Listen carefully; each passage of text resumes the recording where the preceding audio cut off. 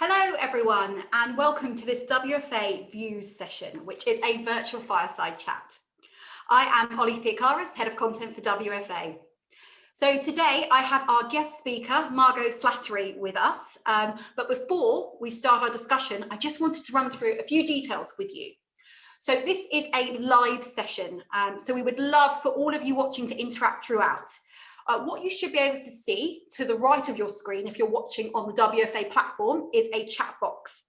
If you cannot see it, it could be minimized, so do hunt that out. So we would love for you to share your questions in there for me to put to Margot at the end of the discussion. So we do have some time dedicated to it, so post throughout the interview. Do also bear in mind there is a 30-second delay in case we don't refer to your questions immediately, and also that we are recording this session. So to our guest speaker, we have Margot Slattery here with us today. Margot is the Chief Diversity and Inclusion Officer at Sodexo, who are a global food services company. So when I was reading up about Sodexo before this session, I found out that they're the 20th largest employer in the world with 420,000 employees in over 70 countries, which I'm guessing unearths real challenges in terms of diversity and inclusion strategies. So as Margot is responsible for all of this, she's really excellently placed to share her thoughts with us today on what our industry and individuals could be doing better in the area of diversity and inclusion. So welcome, Margot. Thank you for being here today. Thank you, Ollie. I'm absolutely delighted to be here. It's a pleasure and great to do this live, so we can do it in real time. Thank you. Absolutely. So to start, it would be great if you could tell our viewers a little bit about yourself and what your role involves on a day-to-day basis. Sure. Well, small bit of background or context. You can probably guess, most people, by the accent. I'm living in the Republic of Ireland and I'm Irish. Prior to COVID, I used to travel a lot, so Ireland was my home base, and then travel around the world wherever our business took me. But of course, that's a bit different now. So I've been here for the last year, more or less, in this one room. And just a small bit of, I suppose, background prior to that. I started my life growing up on a farm. My parents were farmers, so agriculture is very much at the heart. And I live now in rural Ireland, in the northwest of Ireland, and the only thing that passes these days is a tractor, or I hear a cow or something out in the distant field. So I feel very close to the land these days as well.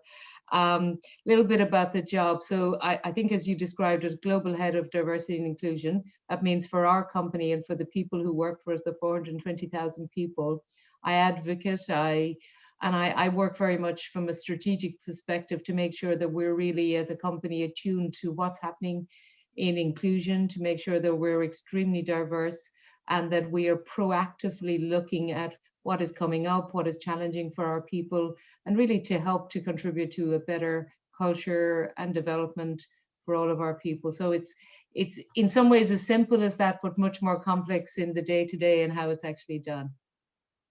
I can understand that. I think it's the sort of role I imagine is ever changing, and there's lots going on. Yeah, it's never boring anyhow. So I think we should start by talking about something that we've all lived through, which is the COVID-19 pandemic, which has had some really substantial effects in many areas of all sectors. So how have you seen the pandemic impact diversity inclusion across companies in the food and ag industry? I think initially in the beginning, and particularly in our industry, I think, everybody was, if I go back to last March, everybody was so concentrated on just trying to keep the businesses alive, to keep jobs alive. So that was the focus. So everybody focused on almost the sustainability of keeping something alive and keeping something going. And I would have suggested that perhaps diversity and inclusion and things that were probably less core were a little bit sort of in the background, because everybody, we no different to any other company, we needed to make sure our people were really focused and we didn't ask them to do too many competing things. But what we noticed was, as we advanced into the summer, things were emerging very quickly. There were challenges around this pandemic that we hadn't seen or were unthought of. And particularly with the death of George Floyd, racism became a really big topic, but also things like gender violence, the impact on particularly women because of, I suppose, the fact that people were at home and with homeschooling and with children. So from a point of view of our industry, people were still having to produce, there was manufacturing still happening, there was immense pressure. And then the food service industry, a lot of it was in actual lockdown. So you had very different stories in different parts of the world, and depending on the business that you had. And the challenges were to keep talking about all of these things, such as racism, gender-based violence, women's participation, the disparity between women of color and women who are white, and really the challenges about the I suppose mental health and wellness as well. So all of these things were themes that weren't going away, and were ever present, but obviously making sure that we kept people feeling included, but trying to manage the all the balancing balls, so to speak. I hope that makes sense. I suppose I'm trying to describe how confusing it was in my world at that time as well. And no, I think it's some really interesting points there. But can you also see that some of these changes will maybe end as we get back to working in the way that we did before the pandemic? Or do you think now the world has changed to such an extent that we are going to look at things within diversity and inclusion very differently moving forward? I think a bit of both. I think most definitely the world that we knew will be very different. However, some of the things that have emerged and that have always been there, so they're not necessarily new, but things that are perhaps more spoken about, I think, are not going away. Some of the challenges we have had are rising more. So the disparity, racism, the gender issues are real challenges. And if anything, they're really even, they're emerging as challenges as people perhaps return to a more physical workspace, because for a lot of people, they haven't stopped working. Furloughs have affected financial and economic equality. Equity is definitely a challenge. And I think, the world was a have and have not, and that is still there. And if anything, it's grown. So the gaps are very real for people. And for our industry, the wonderful thing about the food industry was that it really encouraged entrepreneurship.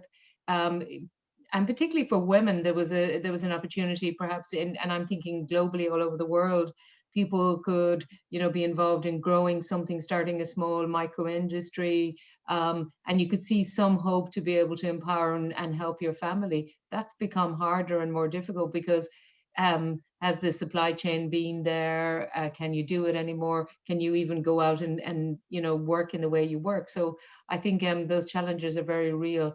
It'll be a different world with different challenges, but no less so is probably what I would say. No, I think that makes sense. So I think you've already touched on a few kind of areas here, but what do you think are the key areas that our industry needs to focus on when considering diversity and inclusion? So I suppose, which groups do you think we struggle with the most, in your opinion, that deserves the most attention at the present time? Well, it's very difficult to say one group struggles more, and I don't mean to give you a short answer, Ollie, but I think that if I look at the 5 areas that we would particularly look at, because we've identified those as being really key focus in our business. So we look at gender, so that's both women and men and people who are non-binary.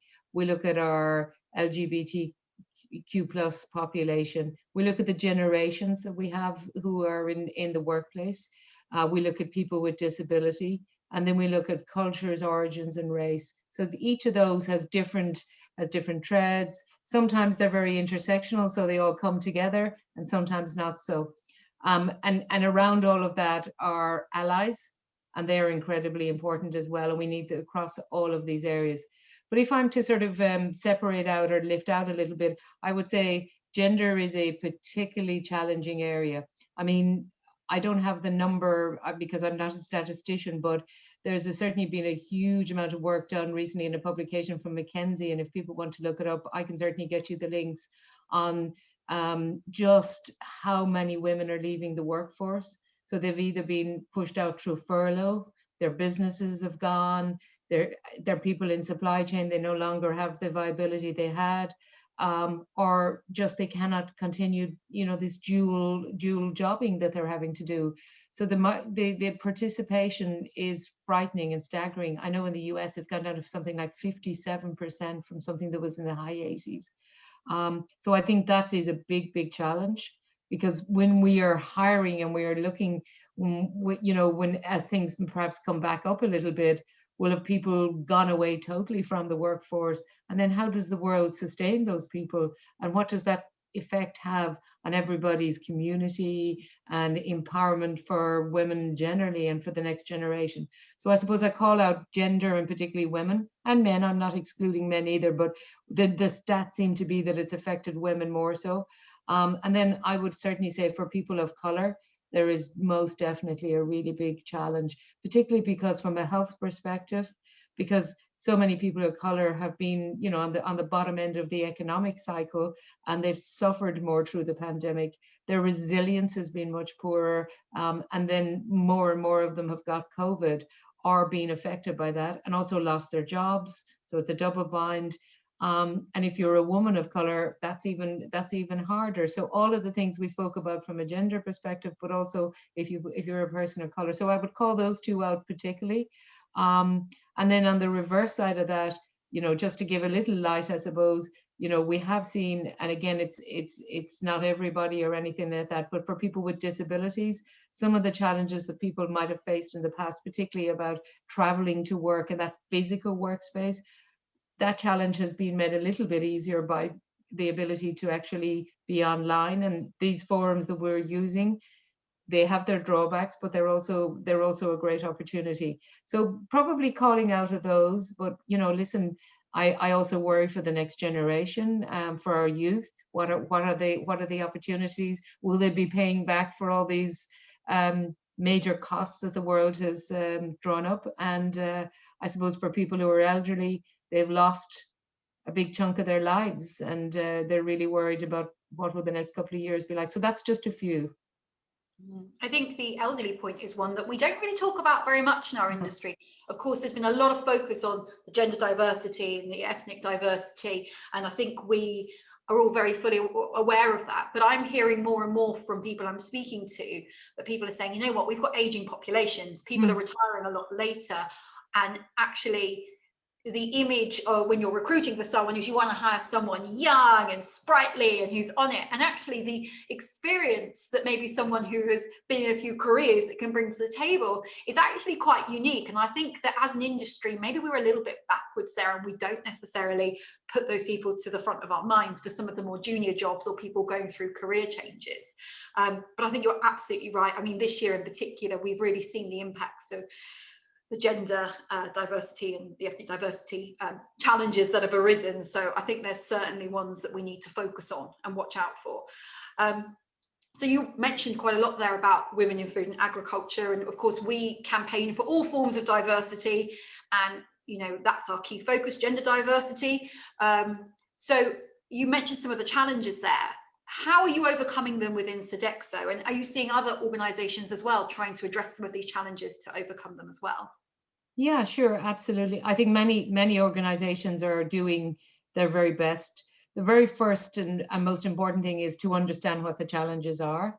So, it's easy to come up with a statement. It's actually understanding the breakup of that and the context to it.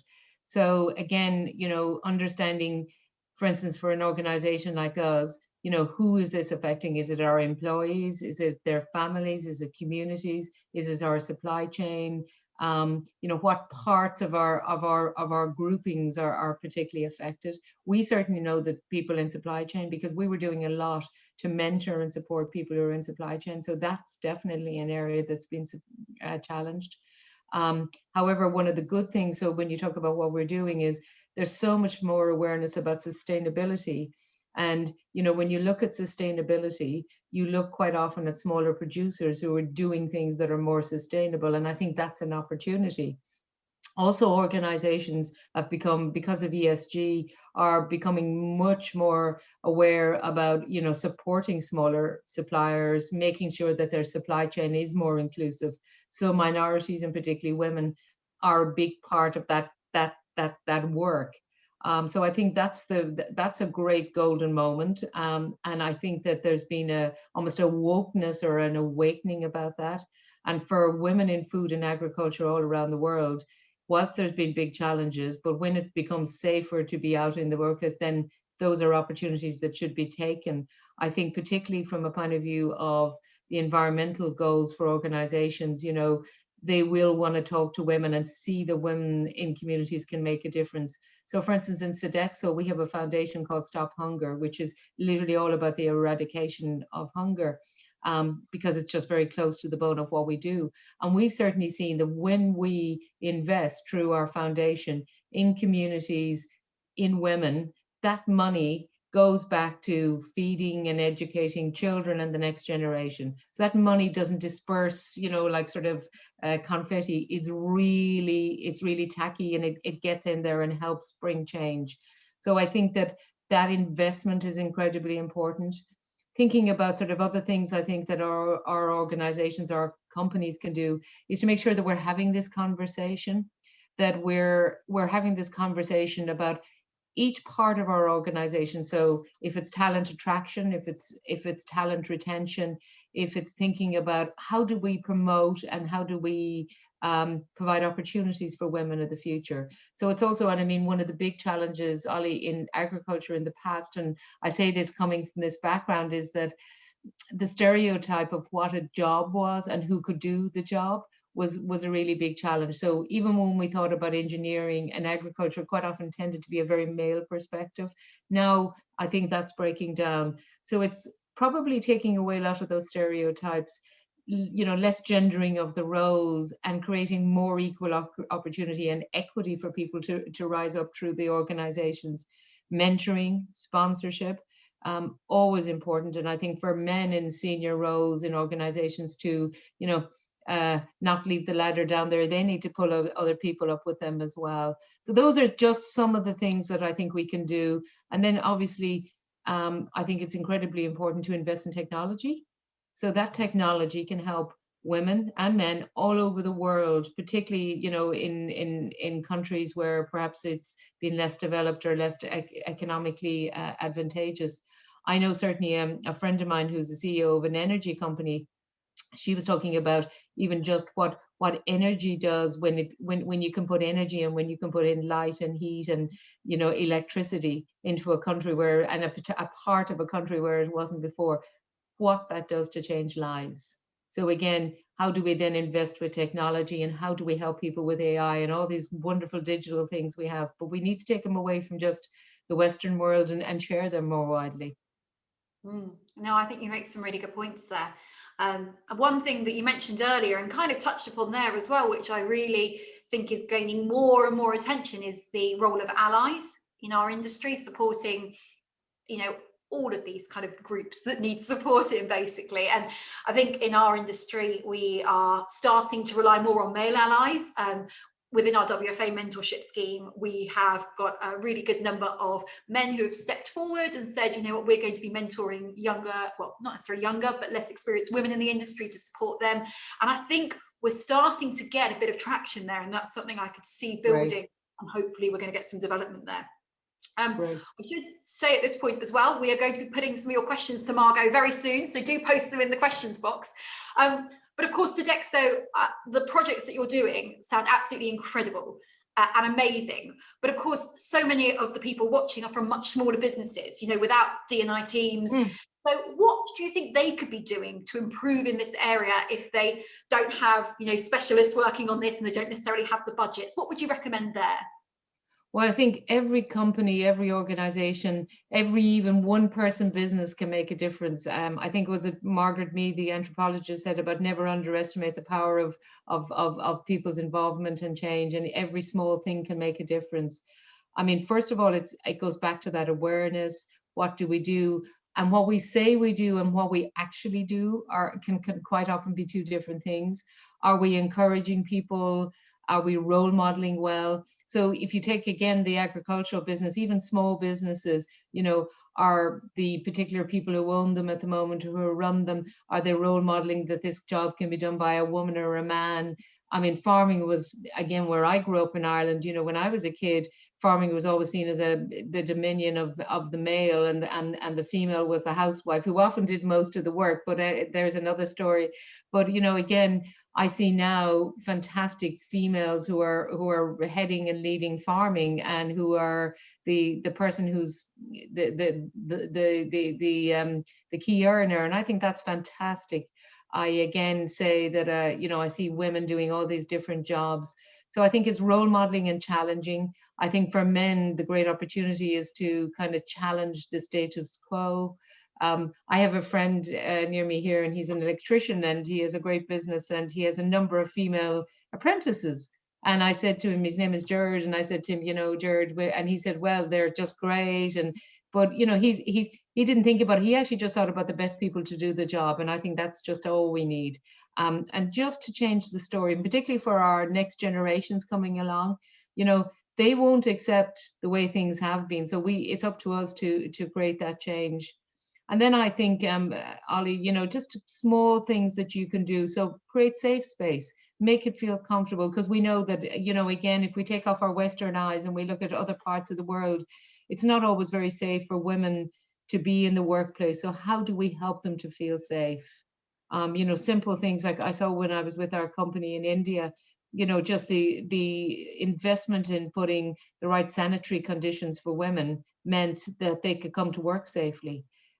Being able to, position that a woman being in work, it's not a bad thing, and helping the cultural understanding that if, for instance, a woman is living with her in-laws, that her working is not necessarily a negative thing. So again, it's how we change those things with conversations.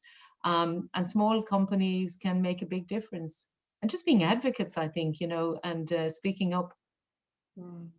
And I think something that really rang true for me there is when you were saying, what we want the next generation to not have to experience these sort of things and even be thinking about them. And I speak to so many women in our industry who are a lot more experienced than me, and some of the stories that you hear, I personally can't believe that that's actually happened, and that was the way the workplace was. And that's not just in food and ag. Outside of food and ag, the horror stories you hear.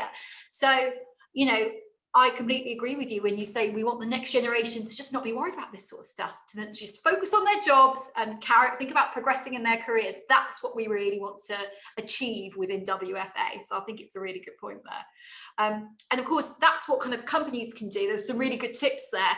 But what about individuals? What can we all do as individuals to improve diversity and inclusion across our industry? Well, I think we can all think about something that we have a passion for, an area we feel, we feel that we can make a difference in. So I think all of us have a story, all of us have something. So, whether I'm a woman or a man, or I'm a person who's non-binary, there's somebody, in your field or in your sort of connections who has some challenge, perhaps. I'll give you an example. There are two people in my wider family who are transitioning. That was something I wouldn't have been maybe as aware of when I was a younger person. So, again, I can be an advocate for them. I'm thinking about, disability. I have had an occasion over the last number of years. My mum was very ill with Parkinson's disease, and it happened for her as quite a young woman.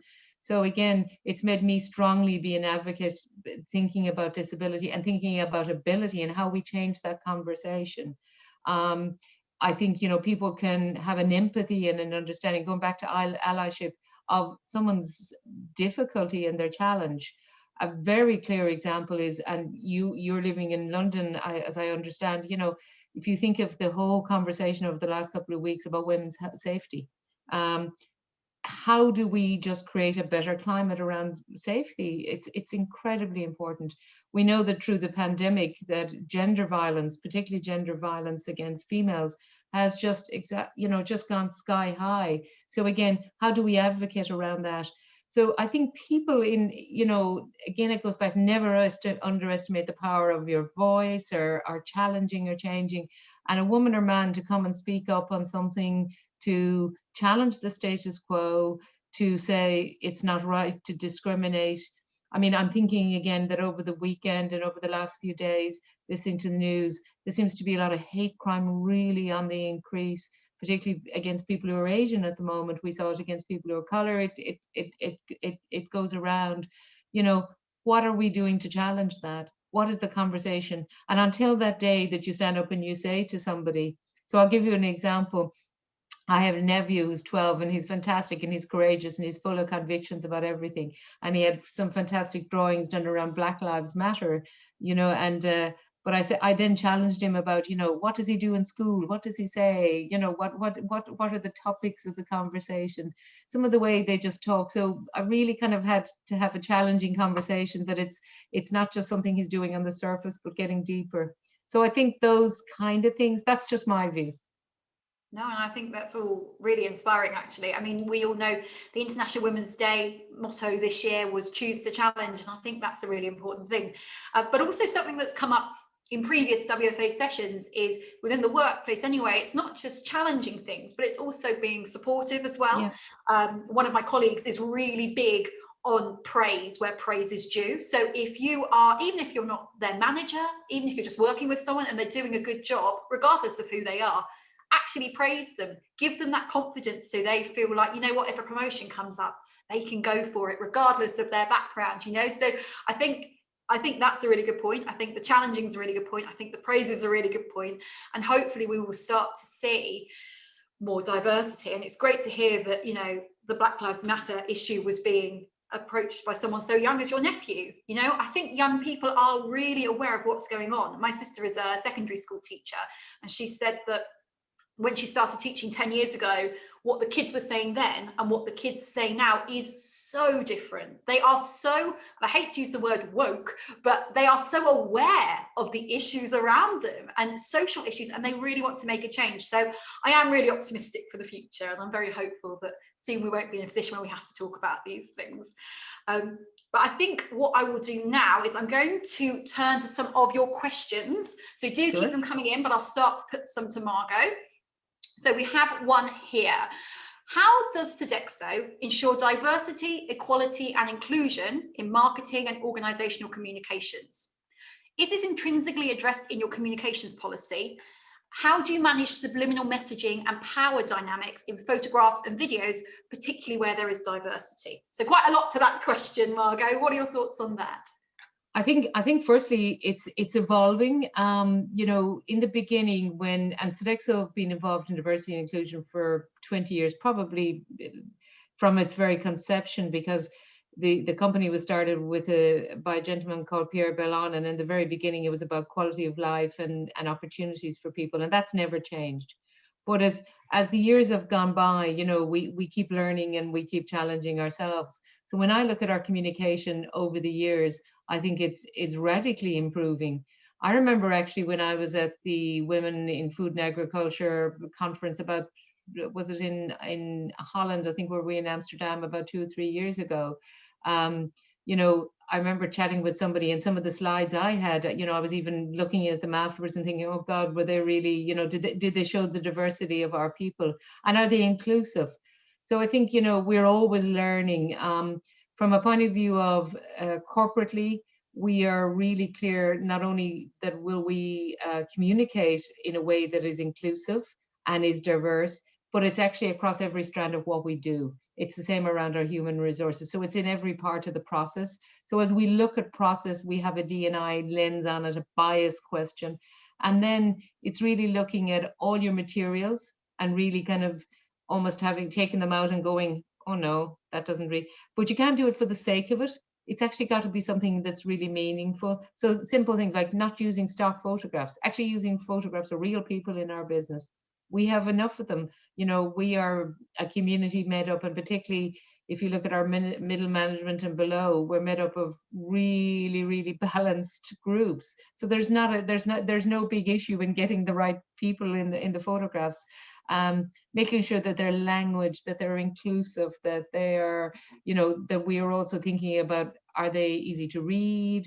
Are we doing communications that people who need captions, all of those kind of things? So looking across those 5 strands of D&I to inform and challenge what we're doing in communications. So hopefully I've answered that. I've probably forgotten the genesis of the question. There are a few areas to that, but I think you covered that really well. So that's great. Thank you, Margot. We've got another one here. So how can a company who's looking to be more inclusive go about sourcing more diverse candidates for their team? Have you got any tips there? Well, I think, you know, start off as you mean to go on. So if you actually want to be more inclusive when you advertise for people, be really clear that you are a diverse company and that you want to have an inclusive organization. So say it is the very first part. I think if you're using agencies to help you or partners to help you in that recruitment, be really clear with them that you don't want the same list with just one type of person, etc., that you want a very diverse list. And then, you know, create the right environment. So whether it's the job, so making sure that the language in the job isn't stereotypical and that each part of the hiring process allows for enough inclusion. And then when you actually get to an interview stage, have a diverse group of people who do the interview so that not everybody thinks the same, because groupthink is the biggest problem, as we know. And then set up, and probably most importantly, if you get that great person, then set up for them to be a success. You know, it goes back to the praise thing. So we set them up for success, don't set them up for failure. You know, it's very hard to be the only. So if they're the only person of color or the only LGBT person, or I'm just taking some examples, you know, it's going to be much harder. So help them, set them up for success. And if they are that only, well, then really help them to understand how you're mentoring and supporting them. And I think just continue to keep doing what you say you were doing. So those are some, hopefully some tips that I feel work well. No, I think those are very useful.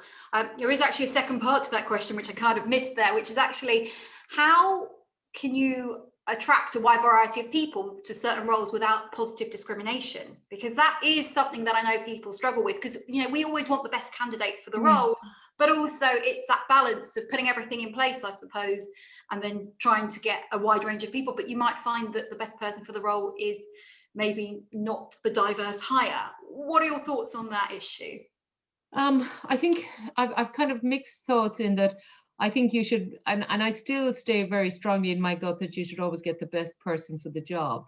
But, and you know, it should be somebody that when you do, you know, an interview and a process, that it should be fair and it should be based on someone's the right skills and everything. However, I'm challenged a little bit by the fact that, you know, I think we're too caught up in our world sometimes about qualifications and education, and sometimes we rule out people.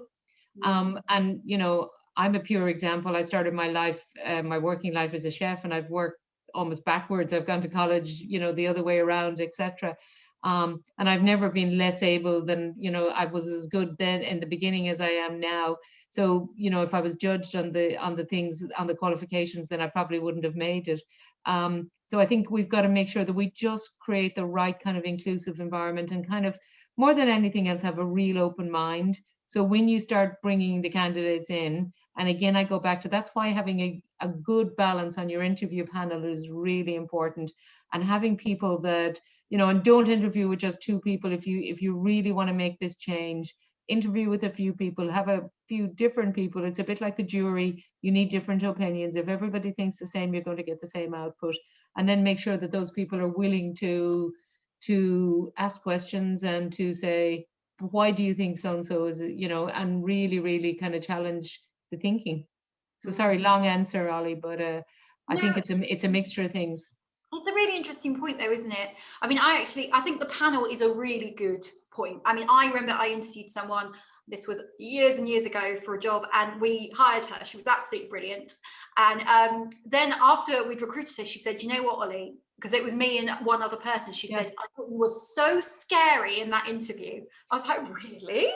And you know what, if the person hadn't been with me, then maybe she'd have turned down the job because I came across that way. So I think there's some real advantages in having the panels there, not just to, you know, get the different opinions, but also to have different personalities and show, like, you know, actually attract different groups of people to your role. So I think there's a few reasons why you should certainly be looking to recruit in that way, because some of us can be a bit intimidating, it turns out, on those in interviews. So it's we always have to challenge our own bias, you know. The bias is about how we work and the kind of people that we culturally fit with, and, you know, that kind of think like us and everything like that. You know, very good for us to challenge that. Absolutely. We've got another question here. What should people do if they're trying to communicate the importance of diversity and inclusion to overworked HR teams? So how do we convince them to invest time in these challenges that we've discussed? Well, I think that probably the hardest group to, it's not to convince, but I think that, you know, if it's an overworked HR team, then why is it the HR team who are the people who have to take this up?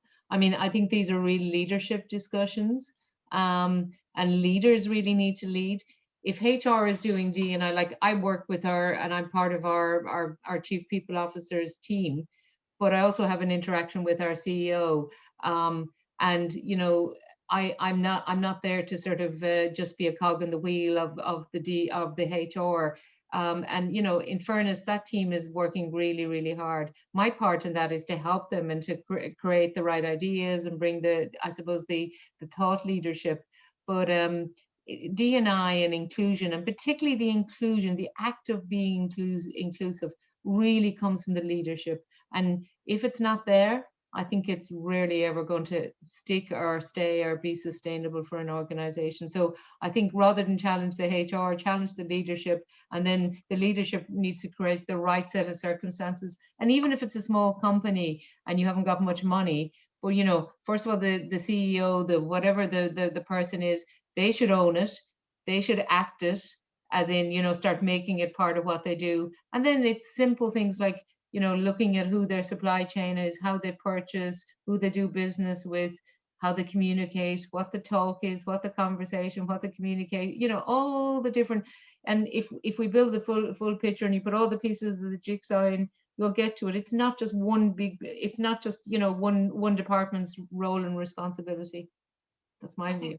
A really nice way of looking at it, because actually and this is me probably thinking about it the wrong way, I've always thought, you know what, it's more of an HR focus issue because it's about people and it's about making sure that, you know, our workforce is supported and balanced. But you're absolutely right. It's one of those changes that needs to happen at the top. And the fact that we are, you know, putting this all on a team that potentially are quite overworked, when really the change needs to happen throughout the entire organization from top to bottom. I think that is a really good way of thinking about things. So everyone's watching, speak to your CEOs, don't speak to your HR team, go speak to your CEOs if you're trying to convince them to get them involved with some D&I work. I think we're nearly out of time. So I think that's a really nice point to end on. So thank you, Margot, for being so open and honest about where we all need to improve. I've really enjoyed speaking with you today. And I think there's been some really useful things to come out of it that hopefully have been thought-provoking for people watching and they can utilize in their own lives, in their own careers as well. So thank you to everyone who tuned in today and contributed to the session. We hope you find it insightful. And we hope you have a good day, everyone. Thank you, Ollie. Well done. Thanks, Thank you for having me.